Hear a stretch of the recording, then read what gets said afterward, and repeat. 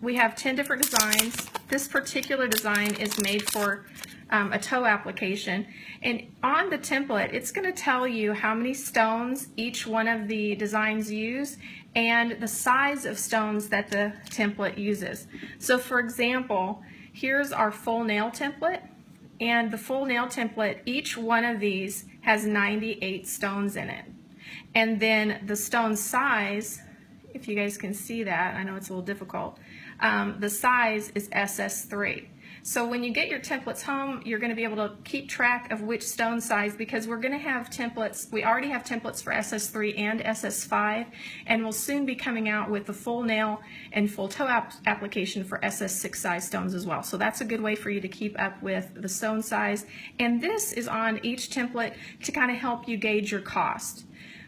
With our stones, we sell our stones in a little jar of 1,440, and we sell them for $14.40. You're going to pay a penny a stone. But when you get into Swarovski and some of the more expensive stones, it's really going to be important for you to know how many stones you're using in each design, and that'll help you cost out your services a little bit better. So this is our triangle design, and I really like this design. It's pretty versatile. You can do it from the free edge up or from the cuticle down, and that's the most popular way to do it. So I'm just going to show you how you get your stones on the template. So when you want to hold your template down, the template comes with an extra space at the top.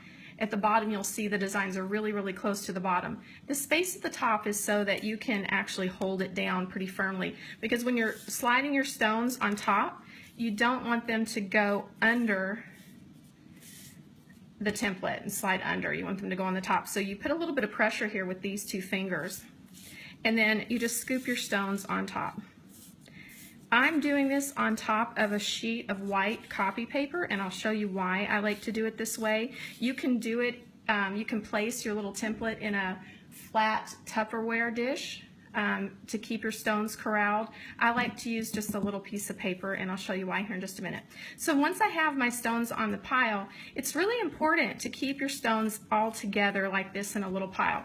The puff that we have has directional fibers on it, and those little fibers work with this pile of stones to help flip the stones around and orient them correctly in the template. So they work together. If you don't have enough stones here, it won't work as effectively, and I'll show you why. So we're going to keep our stones together. The first thing I'm going to do is just start working them into the design, and you really want to get in the habit of just kind of going back and forth. So I'm going to start dragging it, but can you see how they're starting to go into the little design? Now, each of our templates, if the spacing allows, has enough designs on there to do 10. So for example, before I finish this,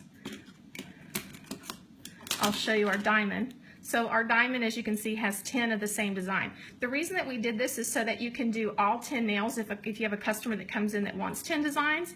For the most part though, you're only going to need to get 2 of these done and finished. So you don't really need to take the time to do the whole template unless you're going to do all 10 nails, okay? So when you're working, when you first start working, this is the only thing that you really need to master. It really does take a little bit of time to learn. It's just like learning any other new skill, but once you get it, it goes really, really fast. So as you can see, I'm kind of keeping all my little stones here corralled, and you're just going to get in the habit of brushing back and forth. And now you can see how these two are perfect. Now that those are perfect, I don't want to go back over them again. I'm going to keep my stones here, slide them up, slide them down, and then I have a second one that's perfect and a third one that's perfect. So that's all you're doing, is you're just going to keep your stones going kind of back and forth across the template until you get all of them done. Now, just for time's sake, I'm not going to worry about getting these done since I have one that's perfect. I'm just going to go ahead and show you how to pick it up with a stamper. So I have a couple of different stampers. I have a small stamper, and it's got a little short case on it, and you can see how well you can see through that one. And then I have a large stamper, and this is the stamper that we sell right now. We're bringing these in. This handle is custom for us, so you won't see this anywhere else. Really, whether you use a large or small stamper depends on what size your design is. I will tell you, you're going to need this size to do a full toe or full nail. The smaller one isn't enough to do the full nail. So I'll show you this. Also, one of the cool things about the big stamper let's say you had a customer come in and they want all 10 nails done. You can actually pick up multiple designs on one stamper head and have 3 of these, and you get them all picked up, set them aside, and you're ready to go. So you have all of your designs ready. So I'll just kind of show you what that looks like. If you can kind of see through there, I can pick up 3 of these triangles with one pass. That means I'll have 3 nails sitting here on the side ready. So just to show you for the purpose of the demonstration, I'm just going to go straight down on here and I'm going to pick up the little triangle. And then can you see how that picked it up? Now the triangle design's on there. If I was going to do all 10 nails, I'd get this ready and I'd go ahead and pick up all 3 of those on the end of my big stamper. So I'd basically have 1, 2, and 3 ready to go. Once you get the technique down, it's actually so fast because check this out. These aren't going anywhere. So like I said, you can get these done, have your 10 designs sitting for you, waiting right on the side of your station, and they're not going to go anywhere. And our large stamper actually comes with a lid. So once you get your designs on it, if you wanted to protect your designs, you can put the lid on and keep those protected. So the reason I use the copy paper is because when I'm done, I take my paper, I fold it up, and I use it as a little funnel to pour my stones back in my jar. So that's why I use a little copy paper. But if you wanted to make it easy to, you can use a little square Tupperware dish or something like that, and you can actually just make them right inside there. We actually have these little jars or these little containers, and you can actually put your template in there and make them inside here and keep your stones in here as well. My lovely model here, Artie, is ready to go. She's got gel polish on, and we're gonna put this on top of gel polish. You could put it on top of regular polish with just a brush on nail glue. If you put it on regular polish, you want to wait until the polish has dried 3 to 5 minutes and is no longer tacky to the touch. You want it to be able to where you can still see a fingerprint if you press into it, but just where it's no longer sticky, okay? For this application, and my personal preference is gel, so she's got just gel polish on right now. And I like to use a builder gel to affix the stones. You can use just a regular gel top coat. I have different brands that I use. For example, this is by Elite. It's a soak-off gel. If you want to use your stones again, you can soak them off, clean them up, and reuse them. But I like the soak-off gel because it's thicker and it gives you a nice sticky surface to help the stones go into place. I'm just going to put in a thin layer of the soak-off builder gel.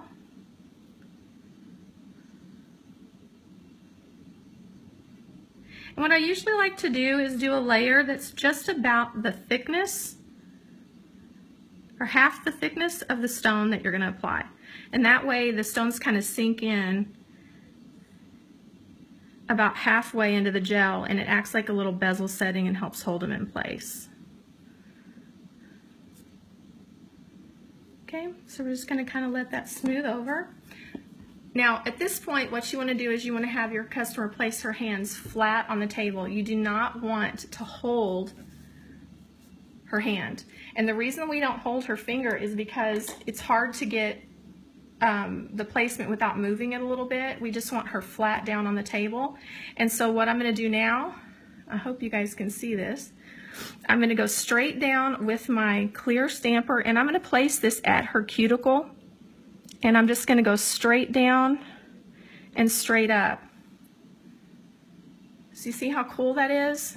Now, there's a couple of stones left on here, and all that means is that the design was wider than her finger. That's okay, because we only want the stones to be on there that will fit properly. And that's it. So now I'm going to let her cure. So what I typically do at this point is I just grab the lid to my soak-off gel. And this is what I'm going to do. I'm going to take the liner brush and I'm going to go around the perimeter stones of the design. If you were going to do the full nail, you would want to cap the free edge.